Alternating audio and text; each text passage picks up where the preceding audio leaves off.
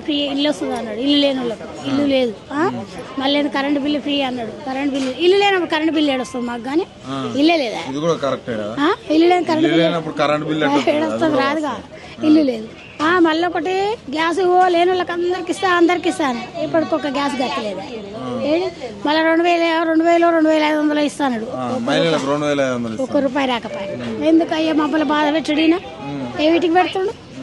ఇట్లా బాధ పెట్టద్దు కదా. ఫ్రీ బస్ పెట్టి ఉరికి ఎక్కుతున్నా కొడుక. ఆపు ఎక్కుతున్నా, లేకపోతే ఆటోకి వస్తున్నా. ఆడు ఆపనే ఆపుతున్నాడు.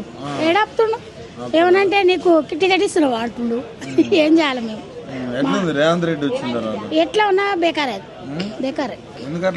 ఏం పాడ మరి ఆయనకి ఎంత మంచి అనిపిస్తుందో, మీకెంత మంచి అనిపిస్తుందో ఏం చేయాలి? తులం బంగారం కాదు, పూట వెళ్తే చాలు మాకు. అవును మరి పరిస్థితి వచ్చింది కూడా తెలంగాణలో వచ్చింది. కేసీఆర్ ఉన్నప్పుడు ఎట్లా ఉండే? కేసీఆర్ అని కూడా ఆయన గదేషన్కి, కాకపోతే ఆయన ఏంటంటే జర న్యాయంగా ఉంచాడు. ఇట్లా దౌర్జన్యం ఉండలే. ఈ బస్సు ఫ్రీ అన్నాక ఏమైంది తెలుసా? ఊరికి నాశం ఉంటుంది. ఎక్కాలంటే ఎట్లెక్కుతుంది చెప్పు. అటువంటిప్పుడు తీసేసుకోవాలి. ఆయన ఇసంటోళ్ళని బాధ పెట్టకూడదు. పెట్టిండు అనుకో, ఆ బస్ ఫ్రీ ఎట్లా పెట్టాలి? ఓల్డ్ వాళ్ళకి పెడితే నిమ్మడం, పిల్లలకు పెట్టే, మంచోళ్ళకి పెట్టే, చెడ్డోళ్ళకి పెట్టే. ఇట్లా పెడితే ఎట్లా ఎక్కుతాం బిడ్డ మనం? మాకైతే కష్టమే కదా.